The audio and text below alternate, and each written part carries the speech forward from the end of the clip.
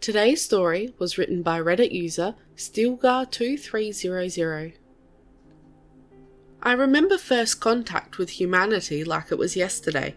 We had detected 2 atomic detonations in rapid succession.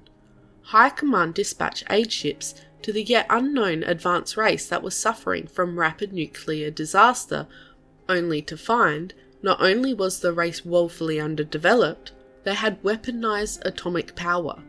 From the intercepted radio frequencies, we could deduce that this was a savage warlike race at the tail end of one global conflict, quickly turning into another one. Research stations were set up to document the eventual self-extermination of humanity. As they stockpiled more of these nuclear weapons, and were quickly forgotten about as the Federation found itself at war itself only 5 years later. The unknown species, commonly referred to as the Swarm, invaded Federation-held space and slowly started devouring worlds, enslaving entire population centres and shipping them off slowly into unknown space for unknown reasons. The fleet has done its best, but was fighting a slow retreat, giving up world after world for over 100 years, before some anthropologist researcher petitioned High Command for evacuation of Earth. Federation doctrine was to leave pre-FTL civilizations be, allow them to thrive or fail on their own. The anthropologist argued humanity had developed FTL theory under the name Alcubierre Drive. They simply haven't built it yet, and after some debate at the Galactic Senate, a fleet was dispatched to evacuate 5 million humans on the condition 5% of the evacuees would join the fleet. I was in command of that fleet, and first contact was interesting to say the least. We broadcast our message of peace and warning of the Swarm's imminent threat, and were met with hostility at first. The humans deployed rudimentary spacecraft against our fleet, threatening to use nuclear weapons against us until they also detected the Swarm enter the star system and confirmed everything we had said.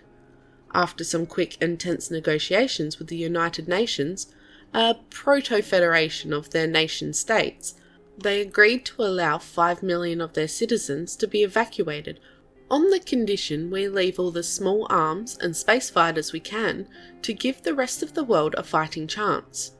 I will admit I didn't expect this response.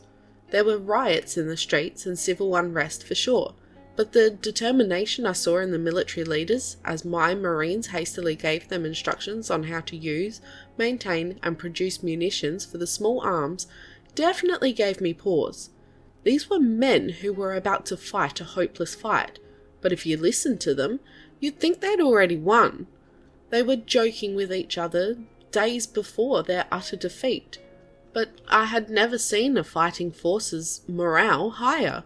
This should have been my first clue humanity was something different, but that didn't happen until days later, en route to the new home of humanity they dubbed Haven, when the call for recruitment was put out.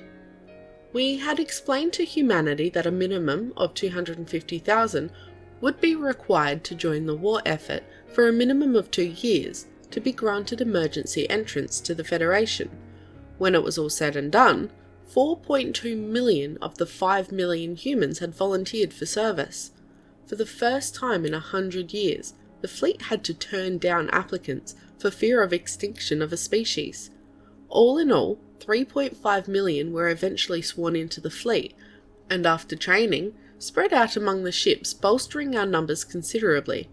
And while humanity had no natural talents for ship combat, that didn't stop them from being always quick to volunteer for dangerous missions, always quick to come up with a plan to salvage a defeat into a stalemate. Despite all their flaws and primitive knowledge, humans clearly had a knack for war.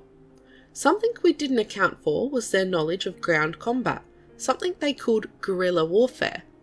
They would insert small strike teams of 10 to 20 members into swarm-held worlds, and build up a resistance using locals as soldiers.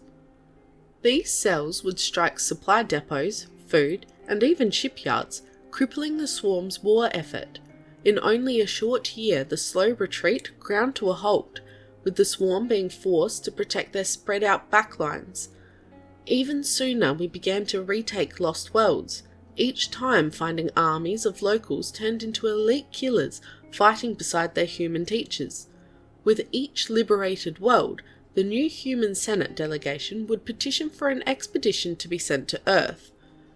Each time, it was denied due to being too deep in swarm territory and no way to support Earth once it was retaken. For 10 long years, the delegation would sigh and accept the news and continue to do its part for the war effort. That was until we finally liberated the final piece of the supply puzzle.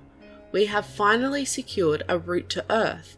As commander of this region's military, I had the honour of delivering the news to the human government and watched them break down into sobs of joy at the thought of being reunited with their long-lost brothers and sisters. I watched as their soldiers readied themselves for this long overdue homecoming. I was there for the planning stage, but I allowed the human commanders to plan it out themselves. They picked the landing zones, they picked the priority targets, they knew their world better than I did. And here we are, back in the Sol system, transports loaded with thousands of humans all ready to join up with the resistance, amazingly still operating on their homeworld. The swarm's defensive fleet in ruins, thanks to human saboteurs knocking out their early warning systems, giving us the advantage. I stand upon my bridge and wonder. It took only a few million humans to change the trajectory of the galaxy. What will happen when that number swells to the billions? Probably something good, and I look forward to seeing it.